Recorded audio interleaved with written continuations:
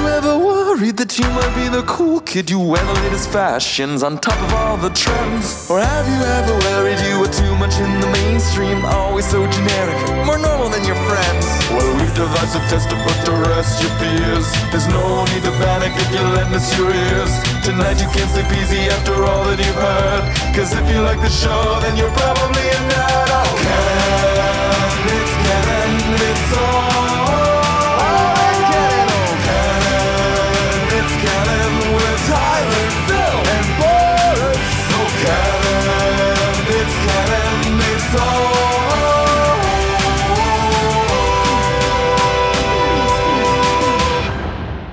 in Canon.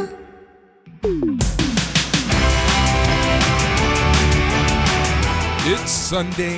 You know what that means. It's time for another new episode of the It's Canon podcast.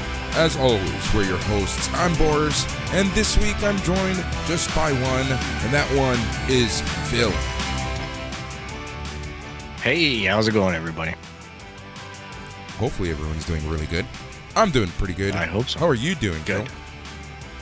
I lost a little bit of sleep yesterday. That you did. All right, so this week is going to be hopefully not too long of an episode because we do have some stuff to talk about, but overall it's a pretty light week, which isn't a bad thing. Sometimes a light week is a good thing. So this week we're going to be talking about Zack Snyder's Justice League. We're going to be talking about Nintendo Direct, Blizzard, Con, Online. We're also going to be giving some follow-up information on the CD Projekt Red leak. And yeah, outside of that, I think it was, like I said, a pretty easygoing week. It wasn't insane, it wasn't crazy, but, here we are. Yeah, well, the poor people in Texas probably had a pretty bad week from the sounds of the weather down there. That was probably the most news-catching piece of information crossing most of my stuff this week. But yeah, it was pretty quiet. Yep. But that's okay. You know what? I'm a lucky guy because, as you know, thanks to Boris, I have now joined the PlayStation 5 club. So that's where I lost a little bit of sleep yesterday. It was a long setup process, and I explored all the different avenues, the LAN exchange, hard drive exchange, all kinds of different formats of getting data over onto that thing. And it's an interesting parallel to Stadia. It's the convenience aspect of Stadia is the biggest selling point for me. Yeah. Because of no patches, because of no downloads and instant access. Yesterday was like a 2x4 across my head. Yeah. In the sense that anything I wanted to do took 70 minutes. Once it's done, okay. You're off and running, and it's great, and it's buttery, and it's quiet, and it does all this fantastic stuff. So that was one thing that I was like, oh man, this is painful. Yeah. And then the other big takeaway I have about the system is holy shit, that controller. Like, wow. Right. The developers are already embracing it, and it's hitting games that I never thought it would hit. In the sense that I'm playing like Borderlands 3 last night at like midnight, and I happen to notice that they put a notch in the right trigger to make it feel like you're actually pulling the trigger when you fire your gun. Yeah. That blows me away. Yeah. Like the little playroom game overdoes everything. It exaggerates it all just so you can get an idea of what it can do. But then to actually see it implemented into gaming is amazing to me. I'm really thankful, and I know everybody talked about it when it launched in November, but you really do have to experience it to understand how much of it's not a game changer, but how much it enhances the experience. It's a game changer in its own way, right? Like, it's literally a game changer in the sense that the games feel better. It feels more natural, especially in certain games where, like you just said, it adds like that resistance to the trigger. You know, when we're driving our car, for example, in some games, it just feels different. It just feels good. But yeah, it's just the control, right? Like it just blows my mind away. It's crazy. There was a point yesterday at which I'm playing the little playroom game with the little cute robot things, and I think it was the water level or something, and you have to zip up into a suit and you have to bounce and move the controller in a certain direction in order to bounce in that direction. And I seriously thought the controller was broken because it got so cranky feeling when I'm in the suit. And then I realized it's doing that on purpose. It's only when I'm in that suit that it completely changes the tactile responses. Exactly. And that to me is just like, holy shit. Like, I just didn't think it would be that intense. That was the big takeaway, was just like, holy cow. This is and you don't see it coming.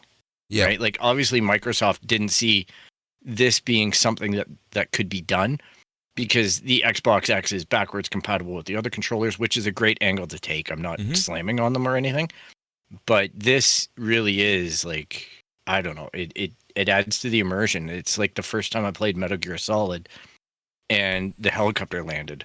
Yeah. And I felt the controller, the rumble controller kick in when they just came out, and I'm like, holy crap, that's awesome. That's awesome. That I need that. And this I felt like, 20 some odd years ago when I'm just like, oh wow, this really is new. Yeah. Yeah. So, no, I'm happy that you got your hands on the system. I told you it would happen. I'm happy it did happen. It's a big boy. Right?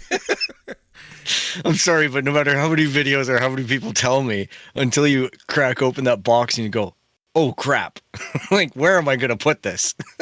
Yep. There's no measuring tape. There's nothing. It's not that heavy. It is heavy for what it is. But I will give credit to Sony. It's very quiet. When I listen to my PS4 Pro start up or get into a game, it's like a jet plane launching. With this, it is so quiet. I am blown away by the silence of this machine. Yeah. And the heat dissipation too, because it's not blowing heat, like melting a wall behind it or anything. It's a refreshing change, and I guess 7 years of development means you're gonna really get it down pat. So yeah, kudos to them. But I'm still blown away by the sheer size of the actual system. Like, it's crazy. Yeah. It is. It's my father came up and looked at it because he knows that I've just been moving mountains and doing a lot of stuff for this thing, and he's just like, oh, I want to see it, because last night I guess he was watching the hockey game and there's a whole bunch of PS5 ads on. Yeah. So he comes up and he looks at it and he goes, well, that looks really good. He's just like, it's futuristic looking, and I'm just like, in a retro way. Yeah, it's kind of weird. It's funny how that actual physical system looks, but yeah. What else did you play on it? I downloaded that new version of Control that's for the PS5 because Tyler advised that I try that one out, so I did that. I moved over some PS4 games like God of War and Jedi Fallen Order, just so I could do some visual comparisons and get the frame rate locked in. Yeah. Godfall was the game that I bought with it, which surprises me. I haven't really played it too much, but I loaded it in just to see that process, and I started it up and was pleased to see that it was Gearbox. Borderlands 3, I got a free upgrade to the PS5 edition, so I had to download that tubby bugger, and all the expansion for Season 2 with another 60 gigs, and I filled the hard drive. The hard drive is completely like... Yeah, it's and crazy how I fast took you the... can- Yeah, it's deceptive. And then I unplugged the hard drive from the PS4 and plugged it straight in to the PS5. And what a different experience that is too, because it certainly is laggy. But I threw a lot at it yesterday because of the setup. So yeah. it's I played a little bit of everything that I can get my hands on, really. And I really like the new, and something that we don't talk about that much, but the new PlayStation Now service that's included with the PS5. You get access to the whole back catalog of the greatest hits and whatnot for free. Yeah. Bravo, Sony. It's too bad that doesn't go across to other players on your older platforms. Yeah. But it's interesting to see them compete in that Game Pass kind of way. It's what I've been saying. I've been praising that service for a really long time. Yeah, I thought you were talking about the streaming service, but this one is the you have a membership and you get access to these games if you're on a 5. Yeah. Because I know that a lot of people that I know are getting excited about the 5, but they haven't had a console prior. And this gives them full access to a lot of titles. Yeah. That is PS Now. PS Now great. Is their streaming service / their back catalog now. That's kind of how they're using it. So, well, including it is great. Yes. I like it. Yep. I loved it. It gives you access to some really good games also if you didn't play too much on PlayStation 4. Like, it's a good variety. You have Batman Arkham Asylum. You have one of the Call of Duties. You have a bunch of God of War. Last of Us 1.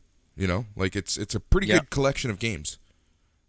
It is. It's impressive. Like I say, they're all games that I play or I own for the previous generation. In most cases, there's a couple that are on the fringe. But I mean, for anybody going new to the platform or, like you say, hasn't indulged in a lot of the back catalog, it's absolutely brilliant. Absolutely brilliant, because there are some real gems in there. It's not just trash that they're throwing at you. There are really good games in there. So, and it's only going to get better. You know that they're going to keep on innovating and improving. So overall, I'm impressed. I'm very impressed. I did find myself, I can't lie, I did find myself missing Stadia a little bit in terms of that speed of convenience. That was the only thing. But once I calibrated my expectations and once I started being able to play the games, then I saw the difference that it makes, because Stadia, like even this week, there's people kicking up a lot of fuss about a lawsuit, a class action lawsuit being brought against Google for Stadia about the 4K resolution. And I'll be honest, it's something that I kind of wrestle with as well. I understand it's an asterisk thing where they say maybe in 4K. Well, that's what pushes me towards a PS5 now, because I can guarantee that I'm in 4K. That's I can one of the things, the right? quality. Exactly. Yeah. And when you think about it, from a technology point of view, there's no reason why these games on Stadia aren't all 4K, right? There's no reason why. In fact, that should be the standard. You shouldn't Well, I pay money. Exactly. I pay money for that feature, and it drives me nuts that I can't get Cyberpunk 2077 to consistently stream in 4K. And sure, it might be my internet connection, but I meet or exceed all minimum internet connections for 4K. So I don't know where this issue comes in. And Ubisoft games always say network unsupported. Right. So I don't know if there's a condition on top of their agreement to meet a different threshold for 4K. So it's frustrating as a user, though, because it's advertised to us as everything's 4K, everything's great. Yeah. I'm not saying that it warrants a lawsuit. I do get that, things can happen. It is a service that's streaming and not guaranteeing. So it's just frustrating when you throw good money and you see not the best service all the time. Yeah. But, you can get over it. It's on the PS5, I noticed the graphics, like even for Jedi Fallen Order, which I believe I finished in Stadia at 4K, but you never really know because it can switch back and forth. And it's only if your monitor alerts you or it looks a little bit soft sometimes. Whereas when I was playing Jedi Fallen Order this morning, it was sharp as heck. Yeah. So again, another upgrade that was supposed to be on par with Stadia. I think I'd tip my hat towards the PS5 version for its HDR handling and graphical sharpness. Yeah. And what do you think of the load speeds and lack thereof, I should say, with PS5? Well, it's interesting because if you play a PS4 game, it seems to be a little bit quicker, but there are long waits that I think are programmed in the game for loads. Whereas if you get a native PS5 game, it's fast. It's very fast. And I think probably the best example I have of that is on my PS4 Pro. I used to play with a crew of guys that would be playing on base PS4s. And then my PS4 Pro would load 20 seconds ahead of theirs on anything that we were doing online. So like we could all start our systems at the same time, and the claptrap would go across my bottom bar 2.5 to 3 times. Wow. Yeah. Last night I started up on PS5 and he does one run.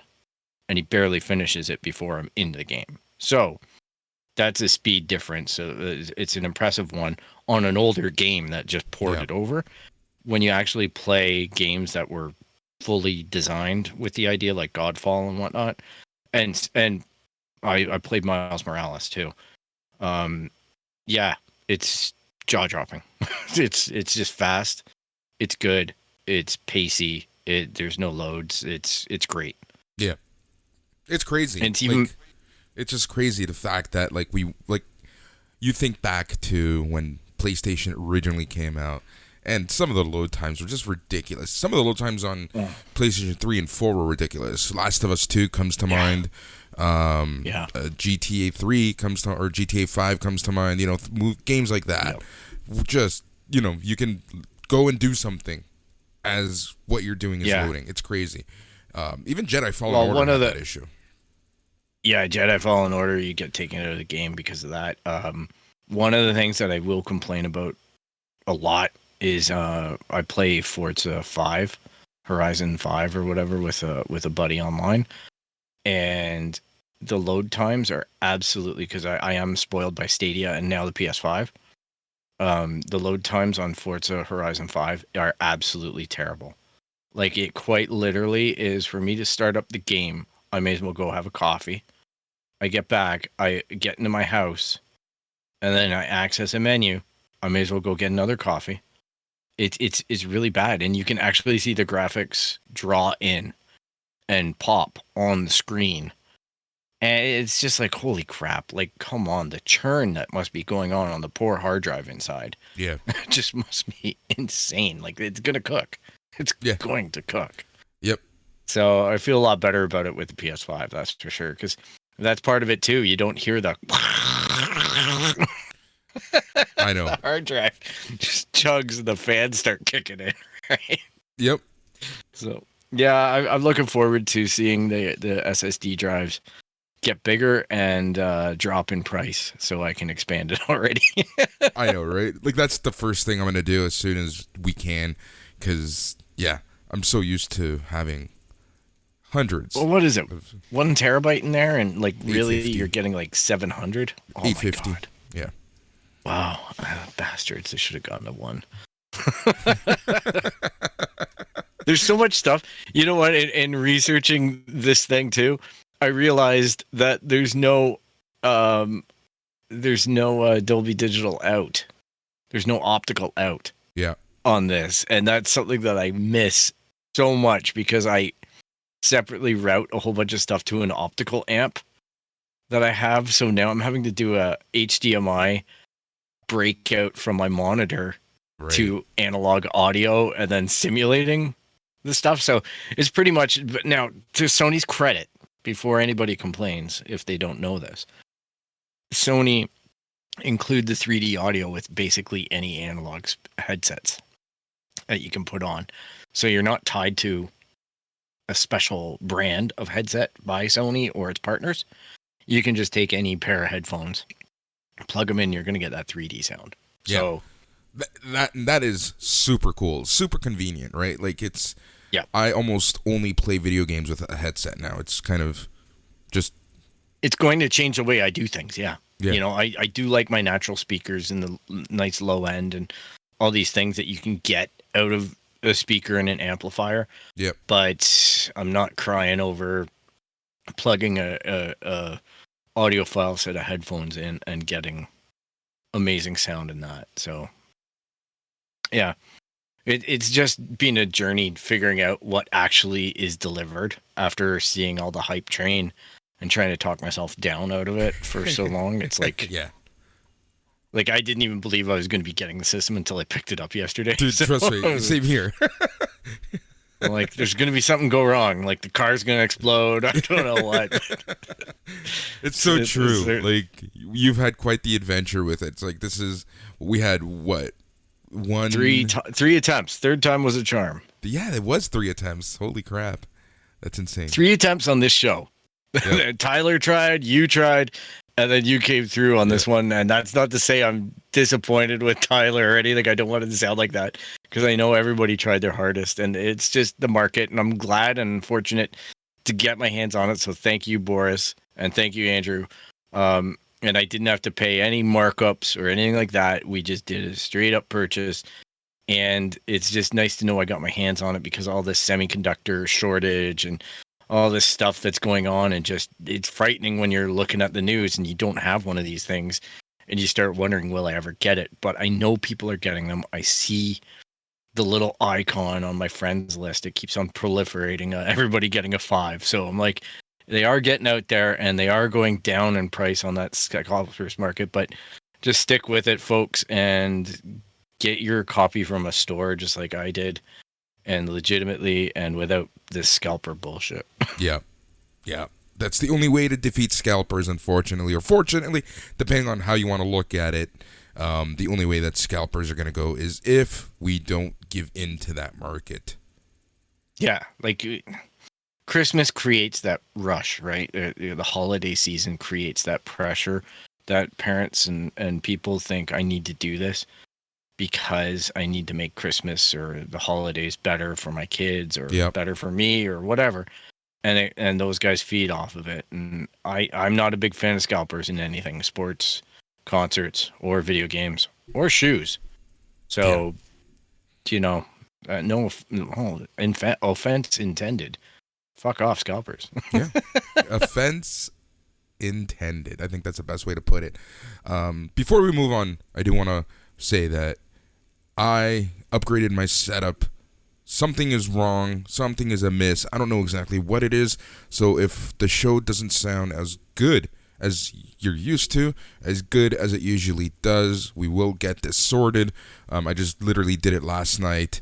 Afternoon, and then at night I was just doing my own thing. Didn't want to go look at a computer, go near a computer. If I sound different, if Phil sounds different, we'll sort it out. Yeah, but it looks good, Boris. It looks good. You sent me a picture of it. I liked it. Yeah. You definitely hid the cables. I'm a cable out kind of guy. Because I'm a technician by trade, so I'm like, I hate when people bind all the cables together so tight and everything. And I go, well, how am I going to get that out of there now without making a mess? I just hide that. That's what I do. I try to just hide them enough, put stuff behind, and it worked out. And I like it. I like my setup, but I didn't test everything, because clearly I didn't test this mic, and I think because this mic is an XLR2, not even USB, it's an XLR mic that then goes through a phantom power thing. And then you're going to have to boost that thing, and then you got to break that boost out to USB. Yeah. So, anyways, I think it sounds good. I think it's the headset that I'm using. I'm using a different pair of headsets, and this pair of headset isn't as loud as my other ones, and I can't make things louder. Yeah. So that's why depending on what headset I'm using when we're recording, I sometimes have to use a headset amplifier. Yeah. And I rely, depending on, and I know that it's recording resistance. Yeah. And I know that it's recording proper levels at the very least, because I'm staring at our levels as we record, which is a lot easier now for me to do. Yeah. It's kind of, it monitors help. Yeah. Oh yeah. Like, I never ever intended doing this show without more than one monitor, or less than 2. But we had to do what we had to do for a little while, and here we are. Yeah. But yeah, I don't know. We'll figure it out. So again, I'm sorry if it doesn't sound up to par, up to what you're used to, but we'll get it back. What else is going on, Phil? What else is going on in the life of Phil outside of PlayStation 5? We've barely spoke this week again. What the hell's going on? Yeah, this week was quiet, but that's a good thing, though, because we didn't have anything blowing up, right? It really was. I did a lot of TV watching again. I'm in a phase right now. I'm not as hard on the reading stuff. Getting to that, but I've been watching Resident Alien. I've been watching Snowpiercer, like we talk about. I've been watching WandaVision, and something that I revisited this week that really hits me in a geek personal way. As I mentioned, I used to be a field technician. Boris, on last week's episode, had gone on, I believe, about Halt and Catch Fire, or maybe it was off air. And I started watching that again. I gave up after season 1, and I had a tough time getting into season 2. And then this week I watched all of season 2 and season 3. And last night I started season 4, and then I stopped because I was like, Boris has warned me about season 4, so I'm not going to go there emotionally yet. But it's a lot of fun. Yeah, it's such a good show. Like, if you're into tech at all, if you're in the tech industry, I think the show will for sure resonate with you. But it's such a good show. The time jumps are great. The acting is great. The story is fun. It's one of the best shows I've ever seen, period. Yeah, honestly, when you told me that, I started thinking about it, and you're right. It's not. It's a drama. It's old tech. It covers into like the internet. It goes all kinds of places. But if you had any participation, or if you have any curiosity about the chaos that was that time frame, this show delivers on it. Like it really. I used to work for like a interconnect company, ISP. Exactly. And we had a wall of modems, and there are certain scenes in that show that just absolutely make me laugh. And I've been in so many IT rooms in my life, and I've seen all of this equipment, and I've worked with it, and even in the older stuff, and wow, that's the nostalgia kick that I get out of it. So I know it's not everybody's cup of tea, but there's a really good story in there. Just like if I can go watch the Queen's Gambit and realize that chess isn't the story of the Queen's Gambit, it's story of the girl, and the story is the most important thing. Same thing with Halt and Catch Fire. There may be elements that appeal, but the story's good.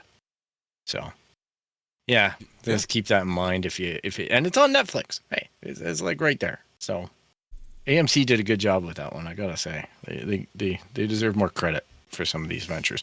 Another show that I really liked was Borderlands on AMC, or Into the Borderlands. It was that was a lot of fun for a few seasons. I think the last season kind of dumped out, but yeah, it was a good show. It was lots of samurai fighting and revisionist history. I love it. Yeah, that's a show that I want to watch. I'll get to it. What else have you watched? What else is going on? Other than that, it's not a lot, man. It was a quiet week. Like, looking at the new stuff, the weird stuff with Gina Carano and whatnot that we talked about last week, and she's come out recently and started saying Disney bullied her and all this kind of stuff. She's got her side of the story. She's more than entitled to do it, but it looks a little weird. I guess it's all, it depends on what your leanings are as a person. It will be your takeaway. Yeah. It does look weird that a big company did, like, it shouldn't matter what her politics are. Ideally, there could be a whole bunch of downright deadbeat assholes acting on screen, but I'm there to watch their performance or watch their characters that they're portraying, and their politics shouldn't be there. Yep. And she, it's too bad if she would have just kept her mouth shut on social media and being a little more aware about that, she'd still have a job. Yeah. Like, and I know that weird seeing them one of the major toys questions now, and there's so many reactive things happening by Disney to make this go away. Yep. And it's heating up the market on her toys. So it's weird. Yeah. It's a weird thing to watch. I know one of the major takeaways from all of this is, should your employer be able to, part ways with you depending on what you post on social media. You know, it's opened up other questions. I think it's for sure a conversation that we should have. But at the end of the day, you know, if there was a morality clause on her contract and she was warned, you know, at what point do you have to take responsibility and just do what your employer wants? Or that's when you question your employer and say, hey, maybe this isn't a relationship that we should have. You know, it goes both ways, right? So there's just so much more. It's different too than like we identified last week, regular employees versus these movie stars, right? Like there's conditions and expectations that the studios place on these front and center personalities. Yep. And they live in a world where that's normal. And I feel that it's a bit deceptive when the actors or actresses come back and try to say, hey, I'm just like you. Yeah. I'm just a regular Joe doing a job. I don't think so. I think you're in a whole different stratosphere. You know, you're an MMA fighter, ex-MMA fighter. You're an actress who starred in some big stuff. You know, and you're featuring in one of the biggest shows on one of the crown jewels on a already infamous empire at Lucasfilm. So I believe that you should be a little bit aware that you're supposed to have a code of conduct that doesn't embarrass the employer. Yeah. Right? You can hold whatever views you want. Just don't bring them out. Don't air them out on the internet. But that's the issue, right? It's like the don't bring it out. Should anyone have that power over anybody else, right? But that's a conversation. Have another day. Yeah. Overall this week has been super quiet. Like I've just been swamped with work again. Fantastic thing. I love it. But on the geek front, just, you know, watching my shows. I have Resident Alien queued up. I just need to sit down and actually watch it. You know, Snowpiercer is a must. I'm caught up on Shameless, so that's a show that's also been getting some of my attention on Sundays. What else is going on? My Below Deck season just ended, so I know. Just got the reunions to watch, and then the next iteration of Below Deck starts, which is, I guess, sailing boat or sailing yacht or whatever it's called, the sailing one. But that's that. Oh my gosh, it's a thing. I got to say, Resident Alien, you're gonna enjoy it, but it is really dry. Yeah. Alan Tudyk is absolutely fantastic for that role. Yeah, because he plays awkward so well. Yes, and it's almost like you know, like he's got some kind of social issue type thing, and he takes everything very literally, very, very literally, as you would, not having a lot of context for knowing the species or the culture, right? Yeah. So he plays it well. There's been a couple laugh out loud moments in each episode. So I'm looking forward to you experiencing that. Cool. I'll try to get that done by next week so we can chat about that next week. Yeah. Oh yeah, there's nothing heavy that goes on in it. It's a comedy, right? Yeah, like exactly. Yeah. You know, it's not like The Mandalorian where we're going episode by episode breakdown. Yeah, for sure. I would love to do a breakdown of this week's episode. Yeah, I would love to do a breakdown of Snowpiercer, but yeah, that show is a little different. Just it's, you know, I love it, and I want to. There's a lot of emotion in it. There especially this season. This season, they're really hitting on arteries. They're just tugging on those strings. Yeah, it's you know, the first season is very actiony. Yeah, in your face, political commentary in there, like everything, and they're just slamming at the tens on every single front, and trying to shock the audience, and trying to shock the characters, and trying to shock their world constantly. It reminds me a little bit of Battlestar Galactica in that sense, that they're just trying to go for a wow moment every episode. Whereas this season, it's like everybody collectively said, hold on, let's play the long game. Like, let's go for building versus shock. And it's paying off for me. I assume it's paying off for most people because it seems to be very popular. Yeah. it's getting a lot more attention this season, which is great. You know, it's a show that I want to keep going, and I think it's already been renewed for a third season, so hopefully that's the case. Oh, that'd be great. Yeah. Outside of that, got my new monitor, set everything up like I mentioned earlier. I still have to fix a few things, set up my switch to the monitor, because I will eventually be setting up my PS5 here in Geek Corner. Man, oh man. I'm closing in on that year of Animal Crossing, dude. Oh, God. About to cross over into March the 20th. Is that when it came out? I gotta say, yeah, March 20th, 2020. So, I gotta say, it's a bit of a struggle logging in every day right now and doing my daily grind. I'm looking forward to not playing the game. I just want to finish the year-long commitment that I made as a joke. Get that done and get back to my PS5. Yeah. Or Stadia. You know what I mean? Like, it's a good game. It's a great system, but I'm tired of it now. Of the game specifically, right? Of that game, yeah. I'm really, it's wearing on me. I'm starting to do chaotic things in the world. I'm starting to chop down trees and clear cut forests. I feel like I'm like some evil corporation now. And because it's hard to find firewood because I have so many trees around, and I firmly don't believe in organizing my island. That's it. That's a choice. I see some people's islands and they're building roads and sidewalks and all this. I'm like, screw that. I just clear cut a forest, put down a couple booths, and start dancing. I don't care. Like, it's a video game. It's supposed to be a little bit chaotic. It can be whatever you want it to reflect, right? So yep, that's exactly it. Yeah, and I enjoy that bohemian aspect to my island. Fucking love. So everybody's walking around and saying stinky tips and sticky spaz, jizzy jazz. Jesus. So I just keep on pushing the Nintendo filter to find out what words it can't take. But apparently butt plug is okay. Yep. Or bum plug. Bum plug. Plug's good. That's bum my plug. favorite one so far that you've sent me screenshot of. Yeah, there's just sometimes I forget what I tell people and like what they can use as words. And yeah, just the other day I was talking to this little wolf crossdresser dude that's on my island, which is all cool. It's what he likes.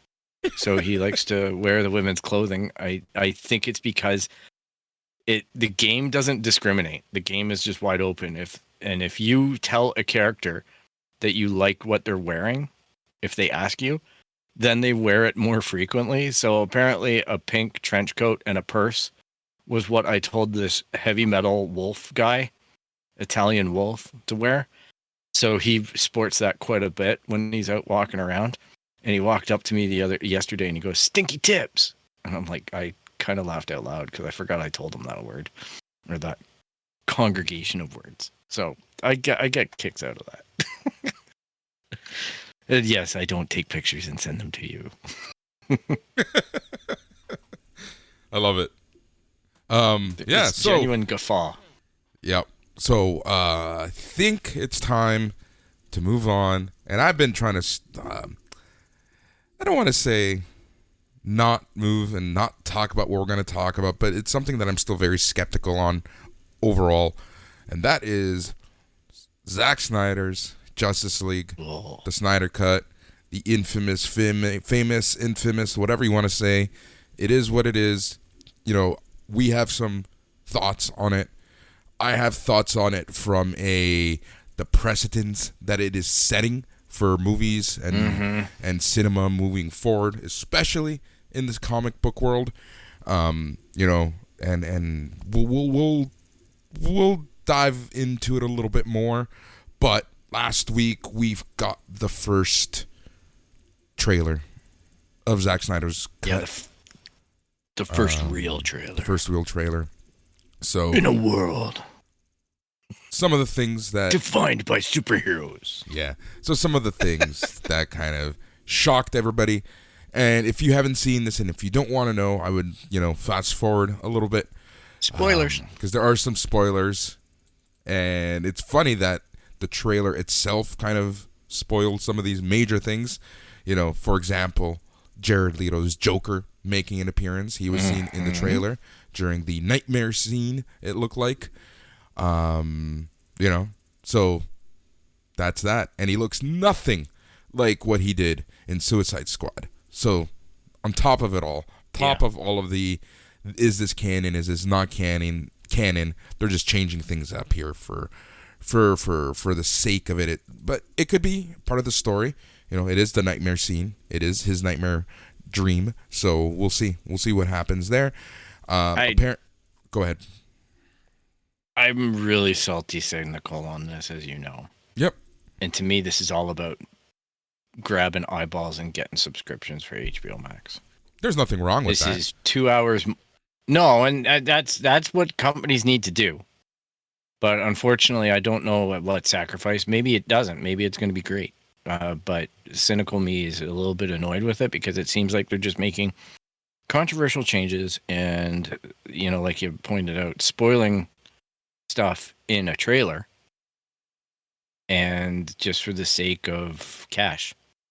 I don't know that it's going to make the property any better, but I guess the final product is ultimately what determines it. So the narrative is set. If it's trash, it's going to get trashed even more. And you're right, because if it isn't trash, then it sets it already sets a hugely dangerous precedence. But if it's a success, then it really starts to affect other movies and projects, right? Yep. Because we could start getting alternate cuts of a lot of stuff. Yep. Basically, if something isn't successful, if something isn't taken well by the public, we can just, you know, recut it, call it the director's cut, and make it new canon. Mm-hmm. You know, you get your second shot now, which is a byproduct of streaming services, right? You said it off the top. This is to sell HBO Max subscriptions. This is what's going to happen. Another thing that was talked about was that on March 18th, the release date on HBO Max, they've signed deals with the international distribution of this movie. So the entire world is going to be getting this movie in some shape or form on some streaming service somewhere. So I would assume that here in Canada it'd be Crave, but because they have that contract with them. But we'll see. More news there. The funny thing is, yep, about the Crave thing, I'll let you know. If you have the Crave app, you don't get access to all the HBO stuff. Nope. You have to have a separate $20 subscription to HBO. Yeah. Oh, yeah. So, yeah, it's crazy. It's just, there's a lot of exclusive money going towards a lot of eyeballs in a lot of different markets. Yeah. So apparently the Snyder Cut. Cynical Phil. The Snyder Cut's going to be telling more of Cyborg and Flash's story. It's going to also focus more on the mega villain Darkseid. So we have that. Superman in the black suit, the way that Snyder always wanted. Initially, Justice League, we learned this week that it was supposed to be 2 movies rather than just one short 2-hour movie.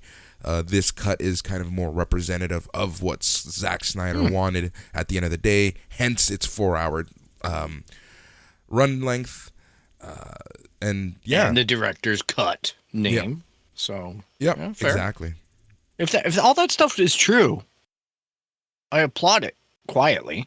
I'll say, hey, look, at least it got the light of day. At least the fans who wanted to see it get to see it.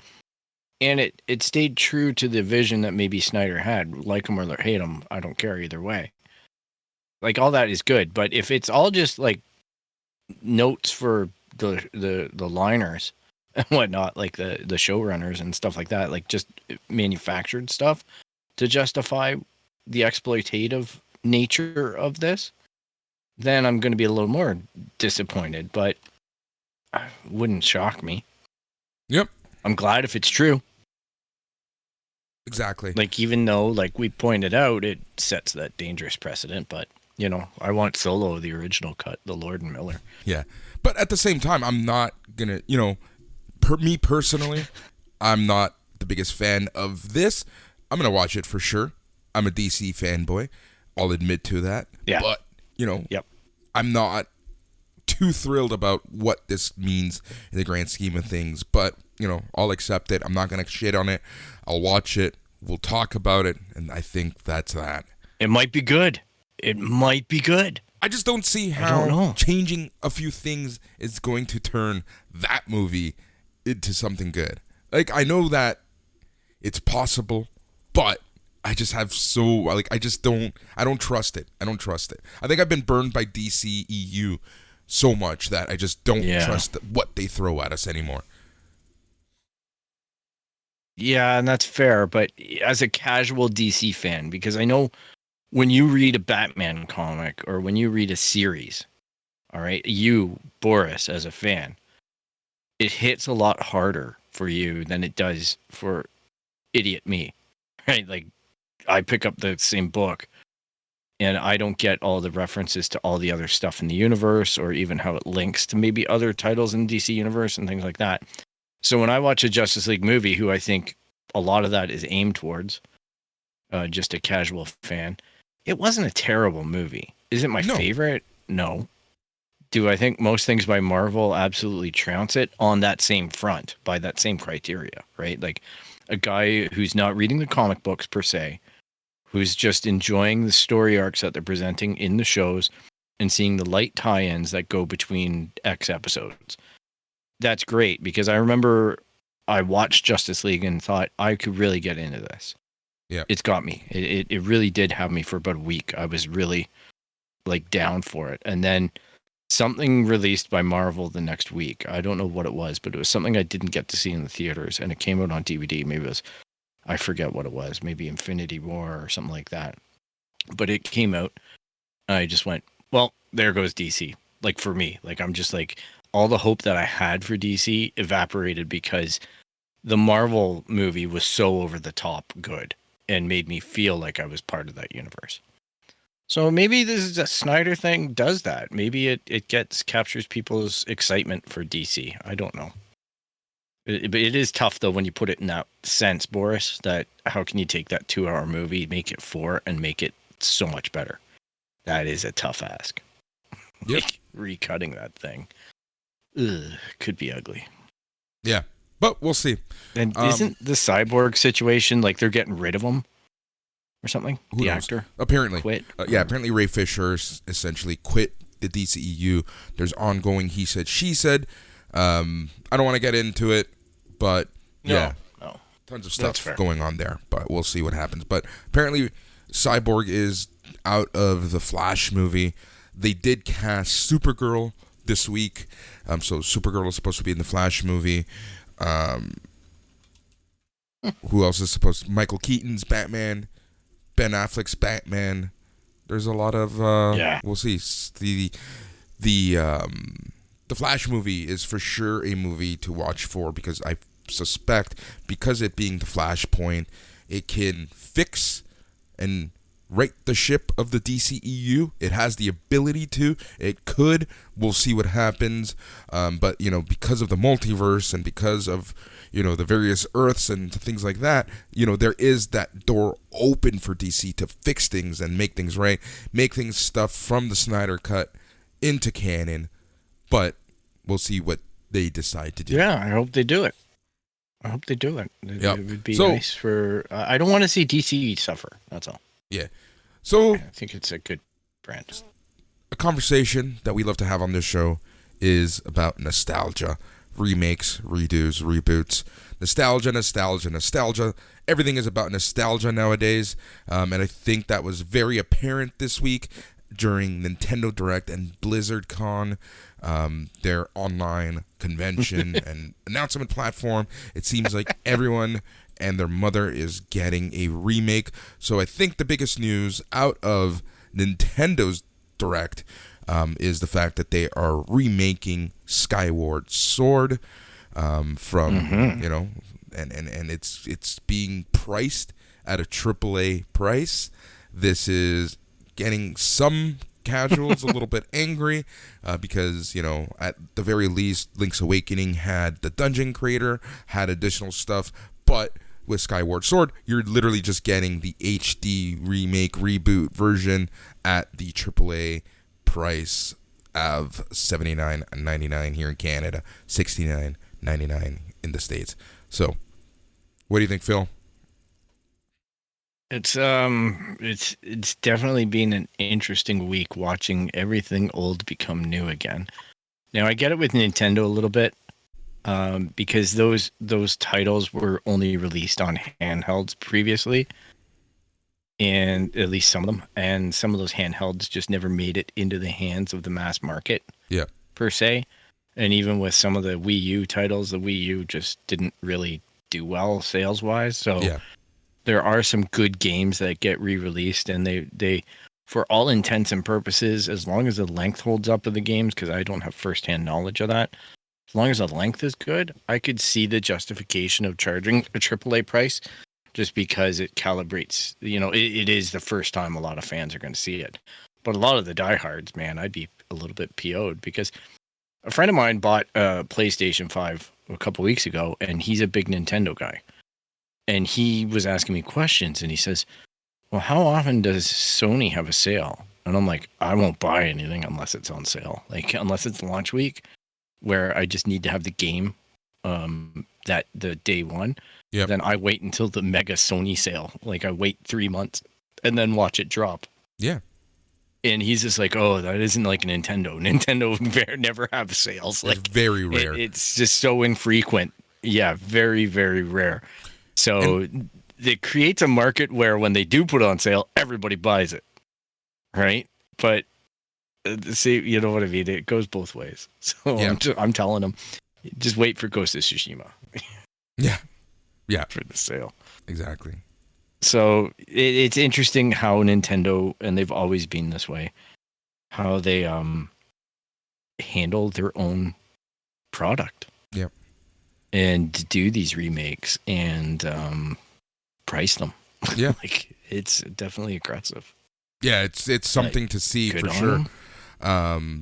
We'll get to Blizzard, but staying on the Nintendo front, so some of the things that they announced, Smash Brothers 2 Ultimate, Xenoblade Chronicles 2 DLC, so there seems to be a lot of, Ultimate's going to have all the characters, all the fighter DLCs in one bundle, Xenoblade Chronicle 2, you'll be playing as the character of Pyra, so this is a new DLC there. You've got Project Triangle Strategy, so that's just a working title.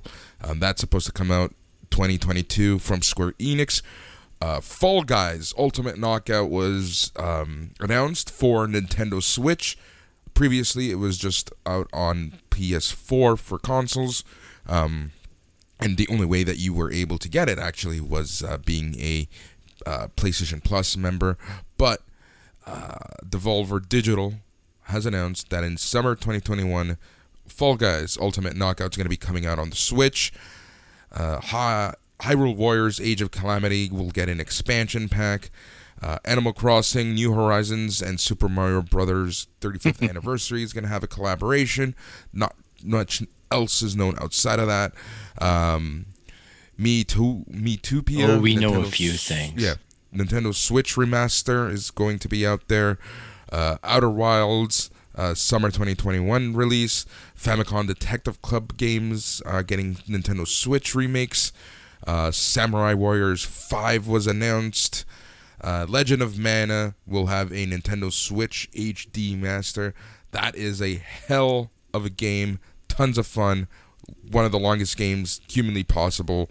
Monster Hunter Rise from Capcom will be coming out. Tales from the Borderlands is coming to Nintendo Switch March 24th. So that is something else to watch out for. Capcom Arcade Stadium. Stubbs the Zombie and Rebel Without a Pulse. Neon White. DC Superhero Girls Teen Power. So this is based on the hit Cartoon Network show. You're going to be playing as one of many classic DC super heroines like Batgirl, Supergirl, Wonder Woman as teenagers who must overcome high school all while saving the city. So that's a thing. Plants Wow. vs. Zombies on Switch, Knockout City on Switch, World's Ender on Switch, Bravely Default 2, Saga Frontier remastered, Ghosts and Goblins Resurrection. So this seems to be a remake, redo type of thing. So you'll be playing. It looks like the graphics are like really high fidelity. Yep. Curious to see that because that was a game that I played back in the day. It's super hard. Yeah, it was tons of fun. Really like that game. Apex Legends on Switch was announced. So this is coming in March 9th. Hades will get a physical edition on Switch. Ninja Gaiden Master Collection will be coming out on Switch. So tons of things coming out on Switch. Anything catch your eye? Hey, Hades is coming out on Switch or a physical edition. Physical copy. Is this that game that you love? This is the Yes. game you love, right? Yes. Hades? Yes. Okay, so I got to pick that up on my Switch. I didn't realize it was on Switch. I thought it was a computer game, like a PC game. So that's cool. Yeah. I know that with the Animal Crossing thing, there's a little bit of stuff here. There's going to be 2 pipes in each Animal Crossing world that bring you to places for loot and stuff. It looks cute, but I don't know. I'm hoping I'm done Animal Crossing by that time. Yeah. Exactly. Yeah, but It's a lot. redos. It's a lot. Like Nintendo always do a good job of getting the games to run well on their hardware. Good for them. It's a great piece of hardware. I love it, but a lot of this stuff goes way over my head. It's a culture. It's a cultural phenomenon. If you're a Nintendo fan, as you know. I know people who are diehards who love it and live and breathe it, and good for them. Like, I'm excited anytime Nintendo does it. Whenever I dip my toe into it, I enjoy what I find. And it just seemed like it was a lot of lesser projects flooding the market on this announcement day. Like it just seemed like they were all like number 2s. You know what I mean? Like it wasn't like there's a next Zelda title, like big title or anything like that. They did mention that there's going to be more later this year with Breath of the Wild 2.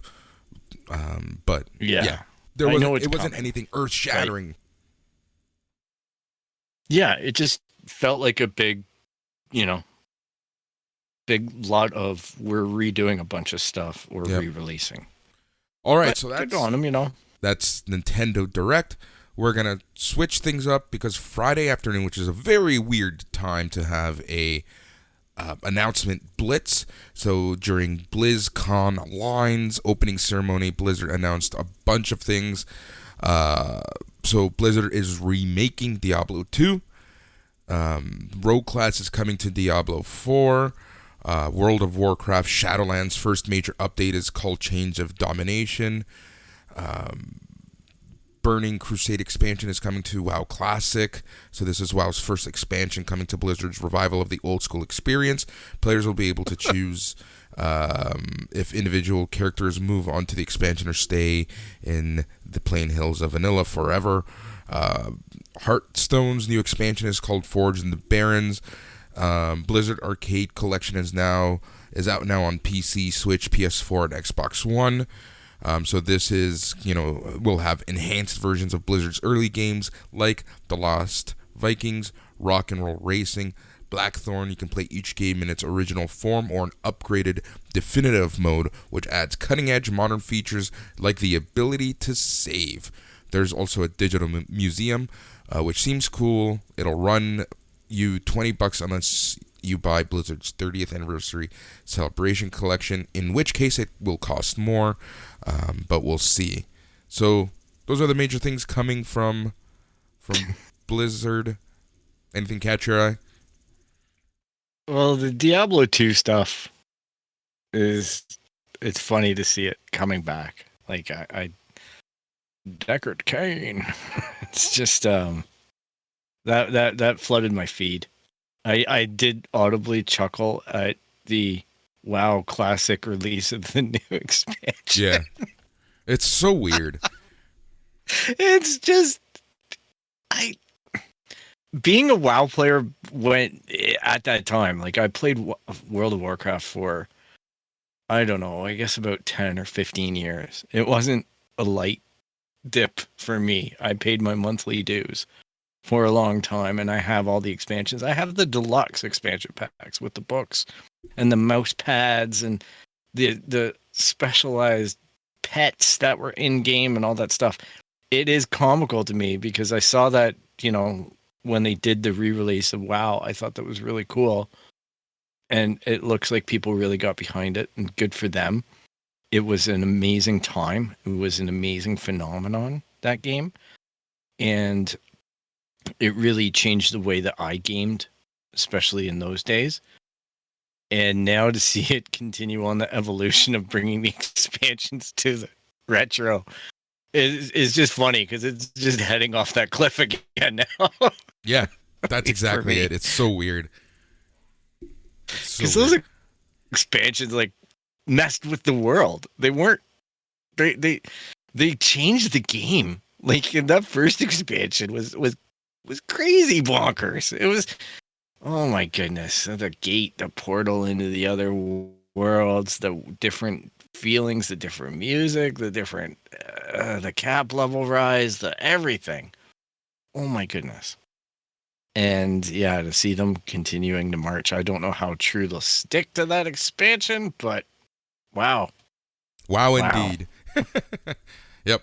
All right, so last week we were talking about the infiltration of CD Projekt Reds networks. Ransomware was installed. They made off with source codes for its games, threatened to release to the public. Studio made a hefty payment to get it back.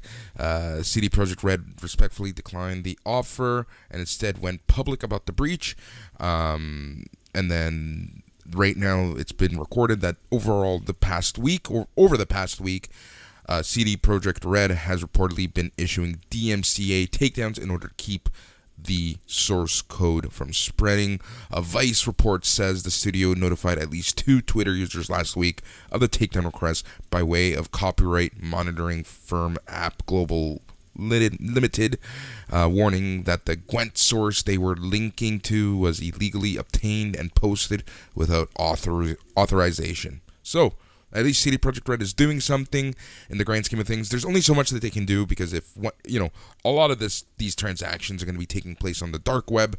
So even on the gray web, you're not going to see too much action in terms of, hey, find a source code here. Here's the URL. But, some idiots have tried to do that, and CD Projekt Red is taking it down via DMCA claims. So. Yeah, well, they got to protect their stuff, right? Yeah. It's important that they protect that source code, especially for their livelihoods. And I don't blame them for taking this route. It's interesting. It's an interesting take. But yeah, it just shows the desperation that they have to go to. Unfortunately, like you mentioned, there's the dark web and its dealings, and yeah, I feel bad for the company. I just feel like we pointed out, it just keeps on getting shit on. It's almost like Google Stadia. I just log in every week to Twitter and see who's shitting on what. Like, who's getting the crap kicked out of them this week. Like, you just can't win sometimes. And I just feel like CD Projekt Red has had an awful lot of that in their life. And they're just making video games. Yeah. They're not even that prolific of a game maker. They just, what they do, they try to do well. They got things a little bit wrong with Cyberpunk, but they're trying to fix it. And yeah, I just keep on coming back to that point. Like it just, the company's trying to redeem itself. Yep. And it just seems like a lot of people have justified it in their lives that they can be troublemakers for them just because of their experience with the product. That's a video game. Yeah. So it's weird. Yeah. To me, it's just weird. Like, it's just poor form on a lot of people, and seeing the comments just piss me off because it's like, oh, this company deserved it. It's like, not really. They didn't really deserve any of this happening to them, So it's just a piss off. No, it's really difficult when you hear comments like that because nobody deserves that to happen. I don't care what they've done. Exactly. They're making video games. Yep. Like, honestly, you're going to get mad at somebody. I would say get mad at Sony and Microsoft for not previewing the product before releasing them in a broken state. There should be quality control throughout the process, and there has to be accountability for everyone, including CD Projekt Red. Yeah. And they're going to make changes for the better. Like they're going to, like I say, and Sony and Microsoft pulling it off their store shows that they're trying to make things better too. They're trying to take some responsibility here. And maybe things going forward, we don't get certain releases of games because they just don't meet the code requirement or the performance requirement that those distribution platforms need to do. So, yeah, that happens. I think there's going to be just getting major rickrolled. lessons learned from Cyberpunk 2077. I think that there's a lot on the table, a lot to discuss, a lot to kind of evaluate and see how we're going to do this in the future. How are we going to improve? What can we change in order to make it a better, seamless release for our consumers, right? At the end of the day, it's the players that you have to think about. Who gives a shit about Sony? Who gives a shit about Xbox? You know, at the end of the day, we're the consumers, we're the customers. So, you know, it just hopefully the conversations are going to be had, and hopefully we see some major takeaways, some changes moving forward with releases. But you know, at the end of the day, it's just a video game developer. You know, yeah, it's an important aspect of my life, but I have so much other things to do in my life. A lot of more important things, and I'm not going to cry in a corner because the game I want to play is broken. It'll get fixed. Well, you know? Look at it this way, though. CD Projekt Red, in particular, I'll choose them because their game selection is on the lower side, so it's easier to pick at. They released a great game in The Witcher 3, all right, which probably really got them a lot of attention, or the Cyberpunk. Now, let's say they come out and they say we're releasing Witcher 4. Immediately, you know, they could say that it's going to be out in 2 or 3 years or whatever the situation is. I can say most definitely I'm not going to be excited about that game because I'm not really into the Witcher universe. Yep, same That's here. on me. Yep. But that's, you know, and people have got to realize that not everything that comes out is aimed at their perfect experience either, right? Like, that's what makes me laugh. I'm like, sure, you get amped for Cyberpunk because you like sci-fi, or maybe you get amped for Witcher 3, or maybe you get amped for some other title, but there's no guarantees that it's going to be the game that you think is perfect at any point in time. This is like watching a movie, and sometimes they just freaking stink. Yeah, Sometimes the acting's games bad. are just Sometimes not the directing's bad. Yeah, it's an art form, and maybe it's bad for you, but some other dude loves it. I don't know. Like, I know this was really a performance and a bug issue. They're big deals in the video game industry, and we got to work past them, and they learned a lesson. And I hope all the other big houses, just like you say, learn a lesson as well about what you can and can't do to a consumer and with your product. Yep. You know, about the bugs and all that. But there's still no guarantee on the content or the quality of the title being anything worth celebrating or not. Like, Exactly. It's a subjective industry. It's art form. Yeah, that's exactly it. Like, that's probably the best way you can put it. But it is what it is. It keeps us talking about it. We'll be talking about it eventually again. But you know, hopefully they can sort that out. And hopefully not too much, you know, important information was stolen.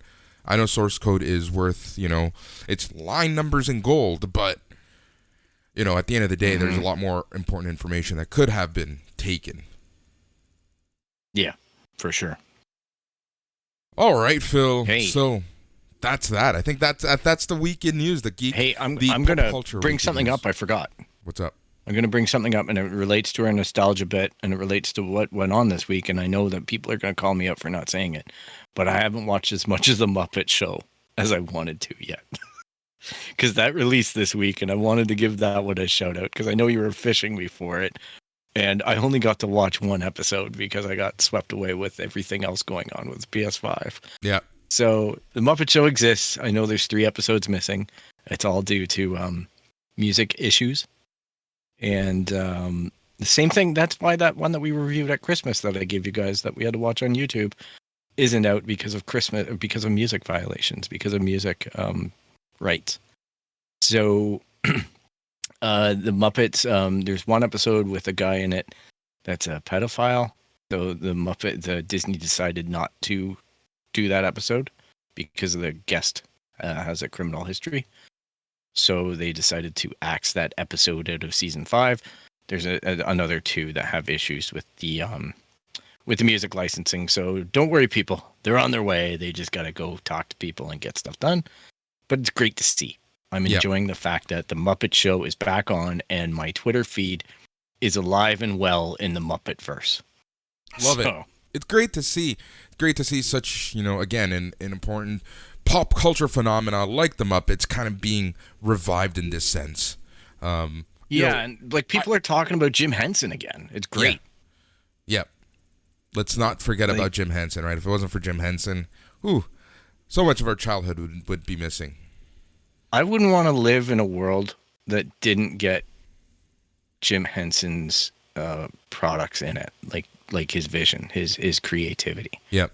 And we lost him too soon, but holy cow, a lot of what he has done has influenced a lot of the stuff. And that's, Star Wars, everything. He's touched on so many things. And to be able to get to see some of the stuff that he was probably most fond of in the Muppet Show, and to hear some of the people talking about it now, and to get people's interactions with them back out in the Twitter sphere and everywhere else, that we can all celebrate and enjoy. It's great. It's been a great week for that. It's been a great few days. No, that's awesome. That's really freaking cool. And it's just fun to see kids watch these shows, for the first times. There's something about that as well. And a new generation enjoying this, a new generation hopefully becoming lifetime fans, and hopefully this leads to more and more series. Hopefully this leads to better incarnations of the Muppets. Just because, I think both you and I are a little sour on Muppets now, but hopefully, they will be able to get a proper release, proper movies, proper series, whatever it is they plan to do. And yeah. Like, I enjoyed the first Muppet movie, the Jason Segel one. Yeah, same here. I thought that was really good. And then it fell off for me after that. It just didn't feel like, it was just decisions that they made. Yeah. Either in the production or the story. It's not like I hated them. I still supported them. I still watched them and whatnot. Muppets Now missed, and I know that we documented that very, very much on the show. I thought the Muppets ABC television series, the one that was kind of like The Office and adulty, was a little more on point than I think we would have liked to give it credit for, because that's on Disney Plus and it's worth a watch. Yeah. But yeah, the Muppets evolved, and Jim, you have to remember with the Muppet Show, Jim Henson just decided we're done after 5 seasons. He's just like, no, I think we've done this. And 4 seasons of the Fraggles, and Jim just said, no, we're going to end the show. Because this is what we do. We have to go on to other projects. We just can't perpetuate this thing for all time. And then there's Sesame Street. So what do I know? Yeah, I know. But I feel like that's a different thing, right? Like within itself. It is. It's not. Yeah. It's not the same. It's like that's something that needs to go on, because it's constantly helping kids. Yeah. Right. It's got a focus. It's different than entertainment. It's really about development and values and things like that. So good on them. I'm not complaining about it. It just makes me laugh that dichotomy exists. But I'm glad Jim decided to end things when he did, and not just keep on not challenging himself. Right. And that's such an important thing, is challenging yourself and growing. And that's one of the lessons that we can learn from Jim. Yep. That for sure is. All right, Phil. So I think it's that time of the week. If people like what they listen to, if they didn't like what they listened to, if they have anything to tell us, if they have any pop culture news, if they want us to watch anything, if they want to talk to us, there's so many different ways that they can do so. How about you let our awesome listeners know how they can get a hold of us, Phil? Oh, for sure. We have this thing called a website. And you can type into your web browser, www.itscanonpodcast.com, and you're going to find it there. And you can also track us down on Instagram, Twitter, and Facebook at It's Canon Podcast. You can email us at show@itscanonpodcast.com. You can subscribe via Apple Podcasts, Spotify, Stitcher, Google Play. Anywhere you find podcasts, you're going to find the It's Canon podcast. And just be sure that when you do find us, that you click a subscribe button, so then you can find out whenever we drop crazy episodes, because sometimes we do more than one a week. And just please give us a rate and review. We always appreciate the feedback, and we look forward to talking to you guys after you hear us in your ears. Yep. Thanks for that, Phil. We are the It's Canon podcast, a podcast where we talk about all things, everything, all things in the world of pop culture. Things like comic books, movies, TV shows, toys, video games, Lego, Muppets, anything in the world of pop culture. We will talk about it, because the best part of it all is that it's all in canon. He's Phil. I'm Boris. Good night.